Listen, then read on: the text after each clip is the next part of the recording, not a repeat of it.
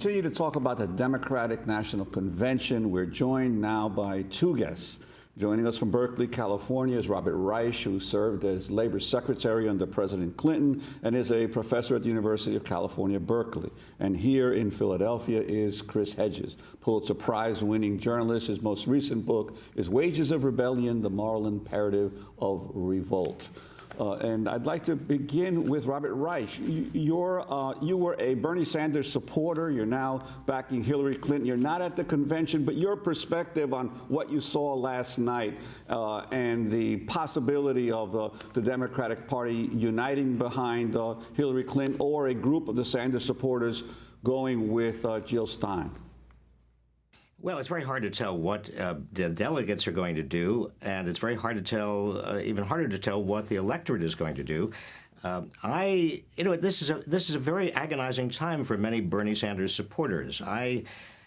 With a great deal of reluctance initially, because I've known Hillary Clinton for 50 years, endorsed Bernie Sanders and worked my heart out for him, as many people did. And so at this particular juncture, there's a great deal of sadness and a great deal of feeling of regret.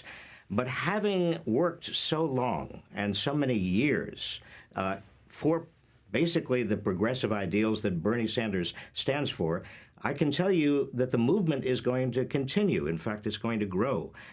And right now, at this particular point in time, I just don't see any alternative but to support Hillary. I know Hillary. I know her faults. I know her strengths. I think she will make a great president. I supported Bernie Sanders because I thought he would make a better president for the system we need. But nonetheless, Hillary Clinton is going to be the nominee. I support her. And I support her not only because she will be a good president, if not a great president, but also, frankly, because I am tremendously worried about the alternative. And the alternative, really, as a practical matter, is somebody who is a megalomaniac and a bigot, somebody who will set back the progressive movement decades, if not more. Chris Hedges. Well, reducing the election to personalities is kind of infantile at this point. The fact is we live in a system that Sheldon Wolin calls inverted totalitarianism. It's a system where corporate power has seized all of the levers of control. There is no way to vote against the interests of Goldman Sachs or ExxonMobil or Raytheon.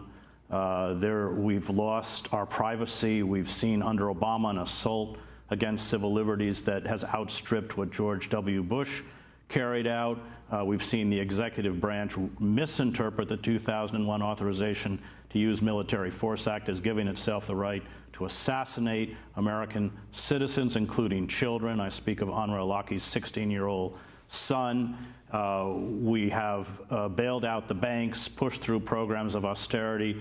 This has been a bipartisan effort because they've both been captured by corporate power. We have undergone what John Ralston Saul correctly calls a corporate coup d'etat in slow motion, and it's over.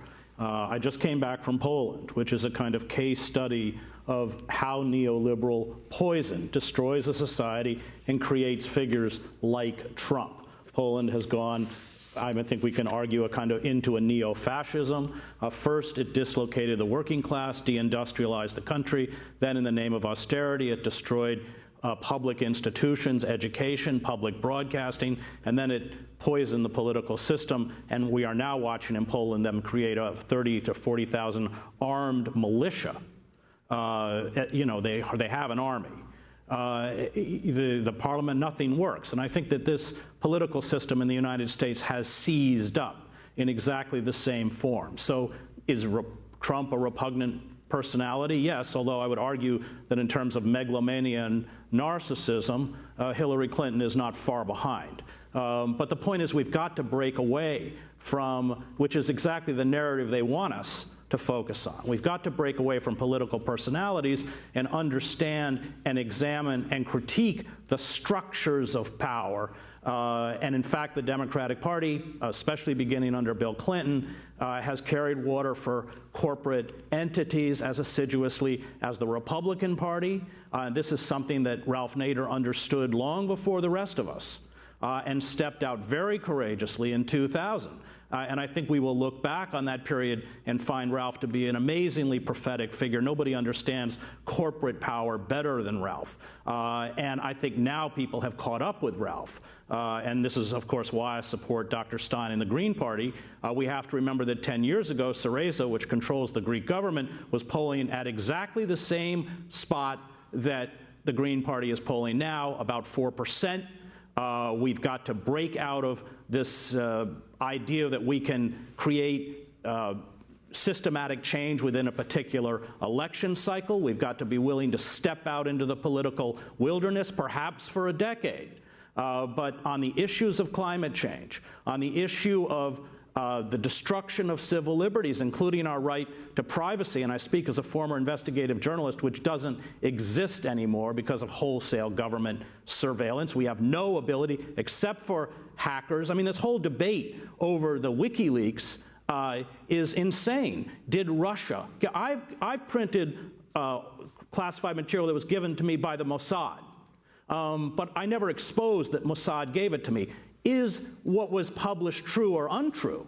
And the fact is, in those long emails, you should read them. They're appalling, including calling Dr. Cornel West trash. It exposes the way the system was rigged within. I'm talking about the Democratic Party, the denial of independence, the superdelegates, the stealing of the caucus in Nevada, the huge amounts of corporate money and super PACs that flowed into the Clinton campaign. The fact is, Clinton has a track record, and it's one that has abandoned children. I mean, she and her husband destroyed welfare as we know it, and 70% of the original recipients were children. This debate over, I don't like Trump, but Trump is not the phenomena. Trump is responding to a phenomena created by neoliberalism, and we may get rid of Trump, but we will get something even more vile, maybe Ted Cruz.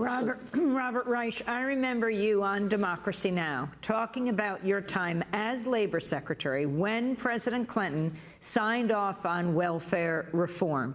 And you described walking the streets of Washington, D.C., wondering where the protests were, that you had vigorously objected, and it was also an issue, a bill that Hillary Clinton had supported. So can you respond to Chris Hedges on these 3 points, including, so you take a walk in the political wilderness for a little while? Well, Amy, it's not just taking a walk in the political wilderness. If Donald Trump becomes president, if that's what you're referring to, I think it is there are irrevocable negative changes that will happen in the United States, including appointments to the Supreme Court, that will not be just political wilderness, that will actually change and worsen the structure of this country. I couldn't agree with Chris Hedges more about his critique overall of neoliberalism and a lot of the structural problems that we face in our political economy today. I've written about them, but I've done more than write about them. I've actually been in the center of power, and I have been doing everything I possibly can as an individual and also as a mobilizer and organizer of others to try to change what we now have. I think that voting for Donald Trump or equating Hillary Clinton with Donald Trump is insane. Donald Trump is certainly a product of a kind of system and a systematic undermining that has occurred in the United States for years with regard to inequality of income and wealth and political power. But we don't fight that by simply saying, all right, let's just have Donald Trump and hope that the system improves itself and hope that things are so bad that actually people rise up in armed resistance. That's insane. That's crazy. What we have to do is we've got to be very, very strategic as progressives. We've got to look at the long term. We've got to understand that Bernie Sanders brought us much further along than we were before the Sanders campaign. We owe a lot to Bernie Sanders, his courage, his integrity, his power, the fact that most people under 30 voted for Bernie Sanders. In fact, if you look at the people who voted for Bernie Sanders under 30, that was more people than voted for Donald Trump and Hillary Clinton together under the age of 30. We are building a progressive movement in this country. But over the next 4 years, I don't want Donald Trump to irretrievably make it difficult, if not impossible, for us to move forward with that progressive movement.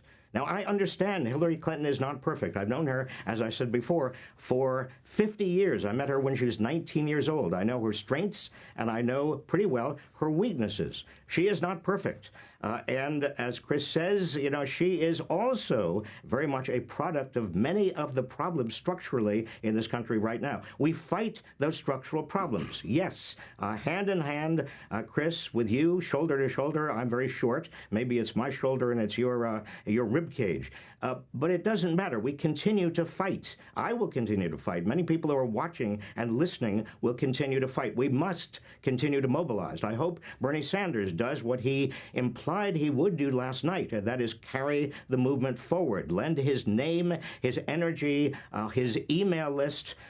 This is not the end of anything, but we have got to be, at the same time, very practical about what we're doing and very strategic about what we're doing. This is not just a matter of making statements. It's a matter of actually working with and through and changing the structure of power in this country. Chris, I'd like to ask you, you've written that liberals are tolerated by the capitalist elites because they do not question the virtues of corporate capitalism, only its excesses, and call for tepid and ineffectual reforms.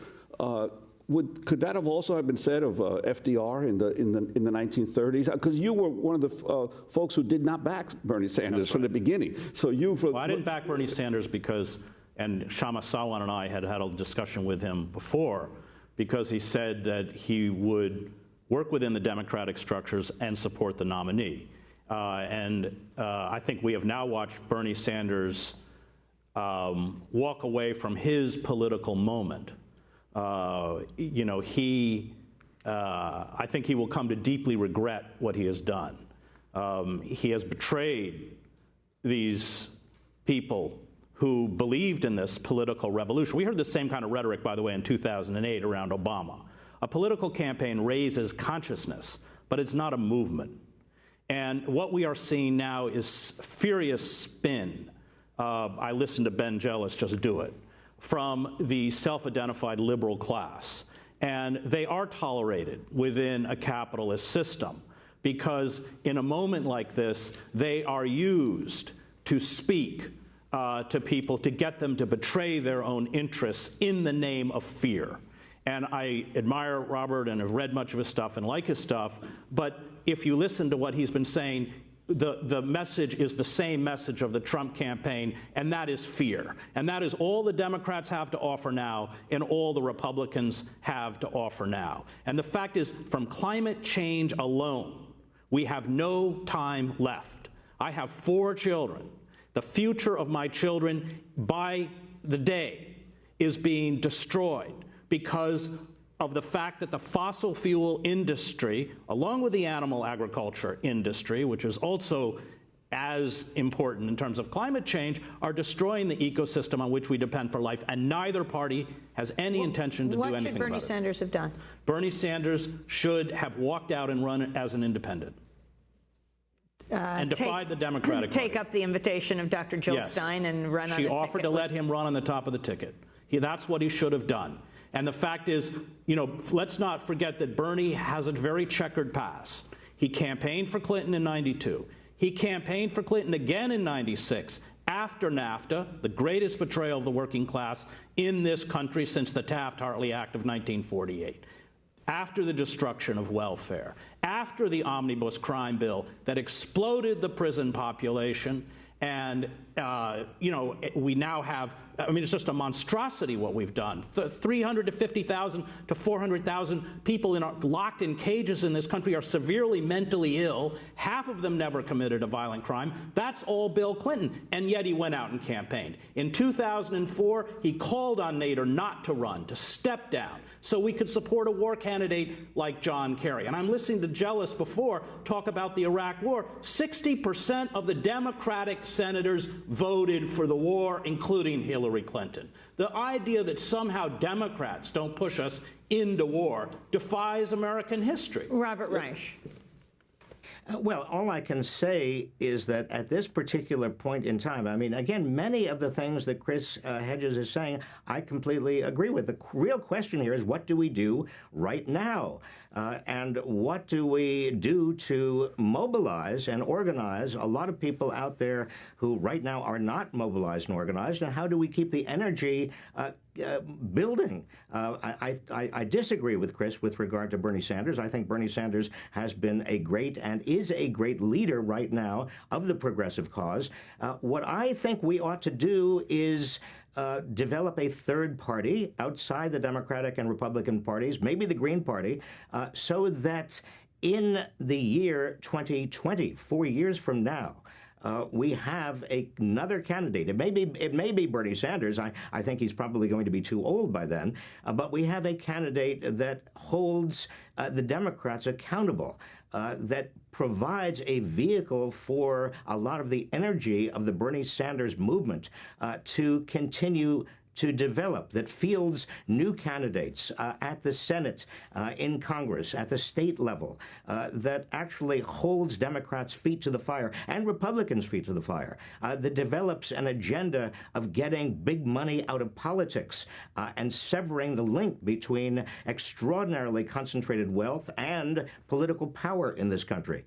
That's what we ought to be doing. Now, we can, but in order to do that, we cannot have, and I think that Hillary will be a good president, if not a great president. This is not just trucking in fear, Chris. But I do fear Donald Trump. I fear the polls that I saw yesterday. Now, polls, again, this early in a campaign, we're still months away from the election, but they are indicative.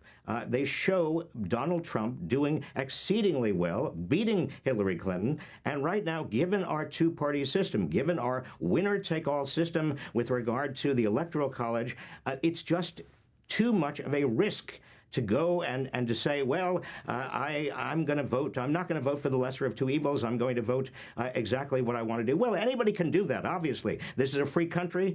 You vote what you vote your conscience. You have to do that. I'm just saying that your conscience needs to be aware that if you do not support Hillary Clinton, you are increasing the odds of a true, clear, and present danger to the United States, a menace to the United States. And you're increasing the possibility that there will not be a progressive movement. There will not be anything we believe in the future, because the United States will really be changed for the worse. That's not a risk I'm prepared to take at this point in time. I'm going to move. I'm going to do exactly what I've been doing for the last 40 years. I'm going to continue to beat my head against the wall, to build and contribute to building a progressive movement. The day after Election Day, I am going to try to work with Bernie Sanders and anybody else who wants to work in strengthening a third party. And again, maybe it's the Green Party for the year 2020, and do everything else I was just talking about. But right now, as we lead up to Election Day 2016, I must urge everyone who is listening or who is watching to do whatever they can to make sure that Hillary Clinton is the next president and not Donald Trump. Well, we're going to break and then come back to this debate on both sides of the United States, as well as of this issue. Chris Hedges is with us, Pulitzer Prize-winning journalist, award-winning author and activist. Latest book, Wages of Rebellion, The Moral Imperative of Revolt. And who you were just listening to is Robert Reich, who is the former labor secretary under President Clinton and professor at University of California, Berkeley. His latest book, called Saving Capitalism.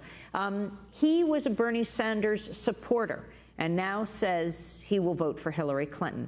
When we come back, we'll hear some of the words of Donald Trump and get response. Stay with us.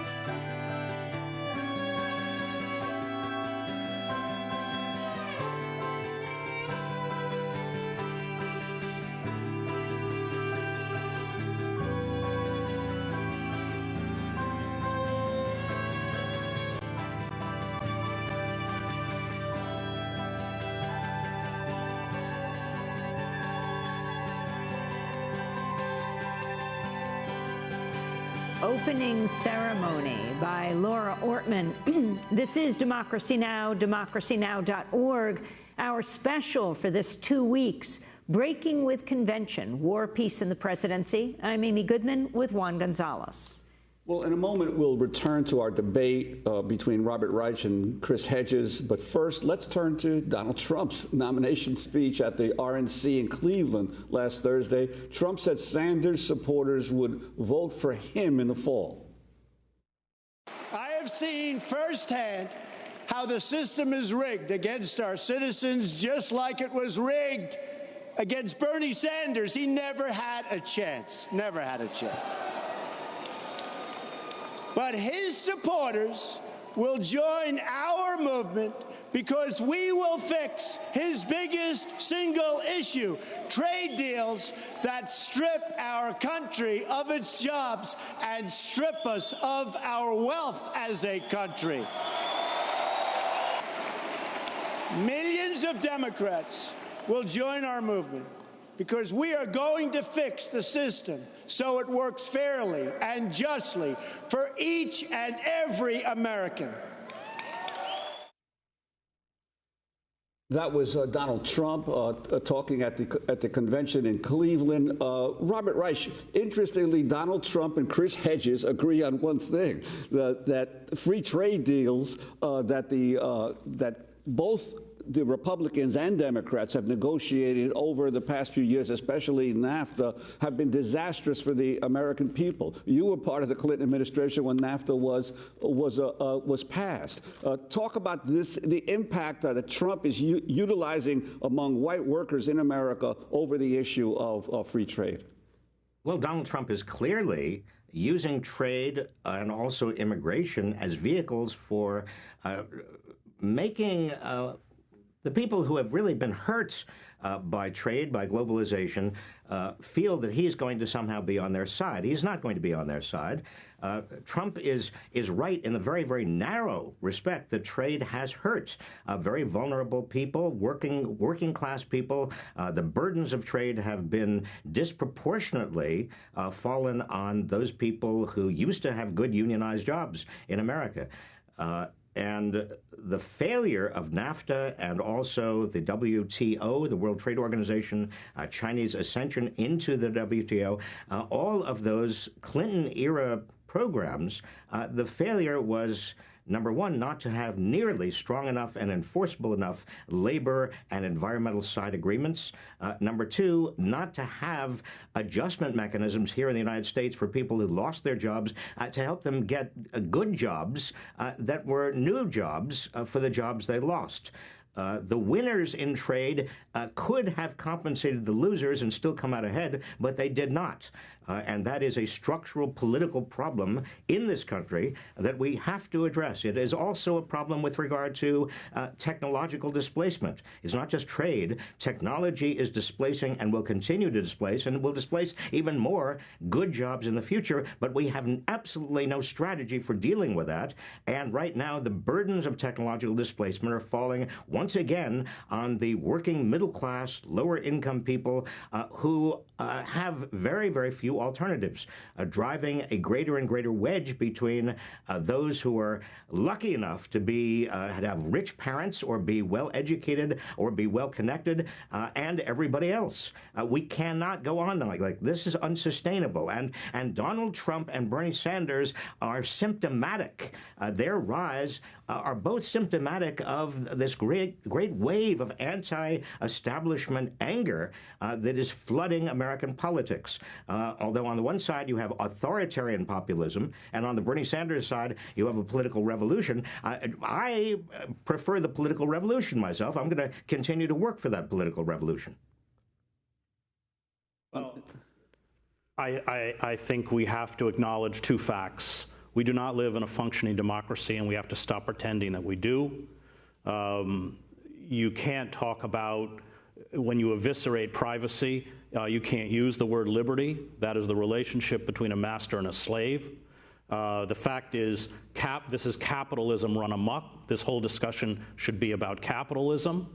Capitalism does what it's designed to do when it's unfettered or unregulated, as it is, and that is to increase profit and reduce the cost of labor. And it has done that by deindustrializing the country, and the Clinton administration, massively enabled this.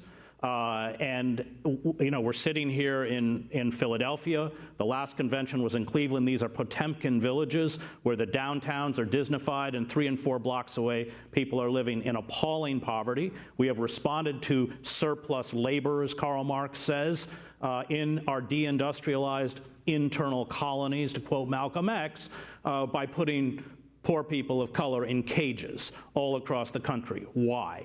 It's because surplus labor, corporate entities cannot make money off of surplus or redundant labor, but when you lock them in a cage, they make $40,000 or $50,000 a year.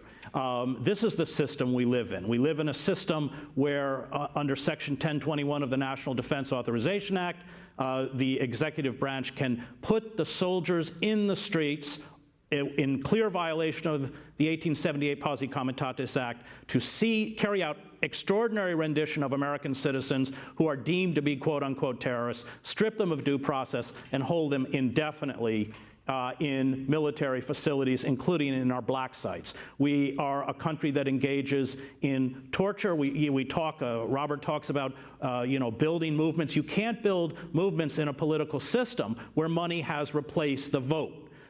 It's impossible. And the Democrats, their bedside manner is different from the Republicans.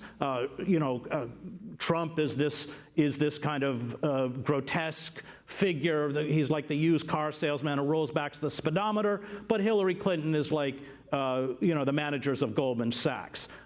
They both engage in criminal activities that have, and Clinton's record, like Trump exposes this, that have preyed upon the most vulnerable within this country and are now destroying the middle class. And to somehow speak as if we are in a functioning democracy, or speak as if there are any restraints on capitalism, or speak as if the Democratic Party has not pushed forward this agenda. I mean, Obama has done this. He's been as obsequious to Wall Street as the Bush administration. There's no difference. Robert Reich. Chris, if I find this a frustrating conversation because I agree with so much of what you have said, but the question is, what do we do about it?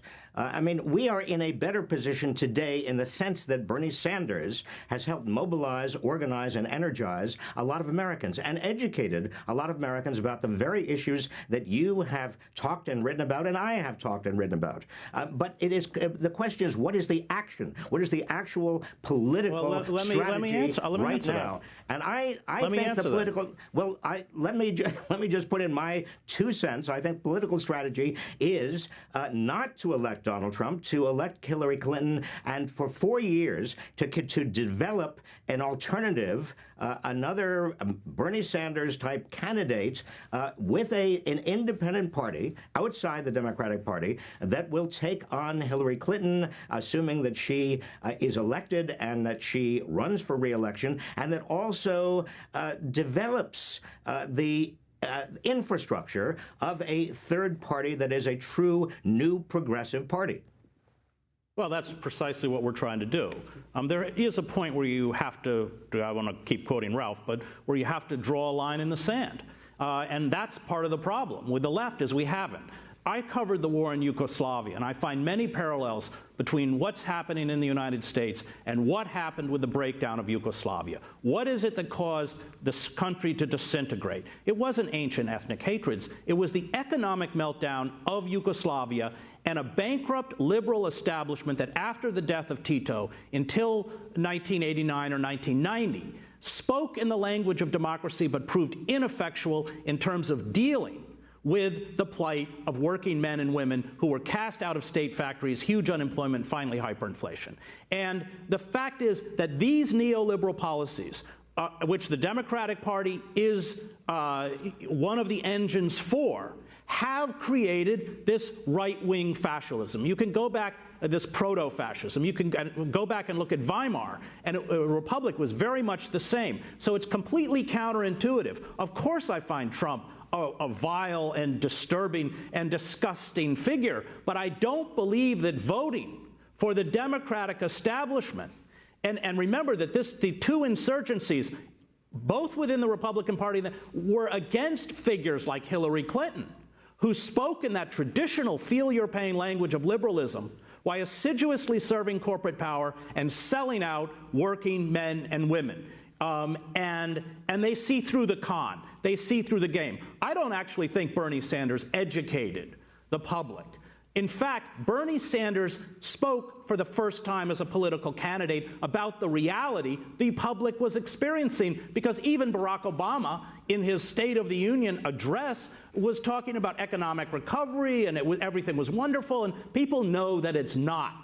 And when let me just finish. Let me finish. When you dispossess that segment, as large as we have, half the country now lives in virtual poverty, and you continue to essentially run a government that's been seized by a cabal, in this case corporate, which uses all of the machinery of government for their own enrichment and their own further empowerment at the expense of the rest of the citizenry, people finally react, and that is how you get fascism. That is what history has told us. And to sit by every time, Robert, you speak, you do exactly what Trump does, which is fear, fear, fear, fear, fear.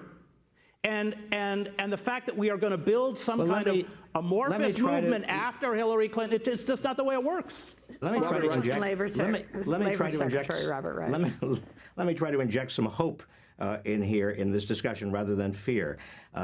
I've been traveling around the country for the last 2 years, trying to talk to Tea Partiers and conservatives and many people who are probably going to vote for Donald Trump, to try to understand what it is that they are doing and how they view America and why they are acting in ways that are so obviously against their self-interest, both economic self-interest and other self-interest. And here's the interesting thing I've found. This great anti-establishment wave that is occurring both on the left and the right has a great overlap, if you will, and that overlap is a deep contempt for what many people on the right are calling crony capitalism. In fact, many people on the left have called crony capitalism. And those people on the right, many working people, they're not all white. Many of them are. Many of them are working class. Many of them have suffered from trade and technological displacement and a government that is really turning its back on them, they feel, and to some extent they're right. Many of them feel as angry about the current system and about corporate welfare and about big money in politics as many of us on the progressive side do. Now, if it is possible to have a multiracial, multi-ethnic coalition of the bottom 90% that is ready to fight to get big money out of politics, for more equality, for a system that is not rigged against average working people, where there are not going to be all of these redistributions upward from those of us who have paychecks, and we don't even realize that larger and larger portions of those paychecks are going to big industries, conglomerates, concentrated industries that have great market power because it's all hidden from view. Well, the more coalition building we can do from right to left, multi-ethnic, multiracial, left and right, to build a movement to take back our economy and to take back our democracy. Robert, I'd just like to interrupt you for a second because we only have a minute left, and I just wanted to ask Chris one last question in less than a minute, if you can. Regardless of you're voting for Jill Stein, other folks are going to vote for Clinton and Trump. Where do you feel this massive movement that has developed over the last few years, this people movement, would have a better opportunity to grow under a Trump presidency or under a Clinton presidency, assuming that one of those two will eventually be elected? I don't think it makes any difference. The TPP is going to go through whether it's Donald Trump or Hillary Clinton. Endless war is going to be continued whether it's Trump or Clinton. We're not going to get our privacy back whether it's under Clinton or Trump. The idea that at this point the figure in the executive branch exercises that much power, given the power of the war industry and Wall Street, is a myth. The fact is, even on immigration. I'm sorry. What? Even on immigration. What on immigration? I mean, let's look at Obama's record on immigration. Who's worse? 10 seconds. I mean, you know, you can't get worse than Obama. Can I mean, just the say idea something? The Democrats speak. Robert Reich, 10 seconds. I just want to say, equating Donald Trump and Hillary Clinton is absolute nonsense. Anybody who equates the two of them is not paying attention, and it's dangerous kind of talk. That's not what I did. We're going to have to leave it there, but this is a discussion that will continue. Chris Hedges, I want to thank you for being with us, Pulitzer Prize-winning journalist, author of Wages of Rebellion, The Moral Imperative Revolt, and former Clinton Labor Secretary Robert Reich, professor now at the University of California, Berkeley. His most recent book, Saving Capitalism. That does it for the broadcast. I'll be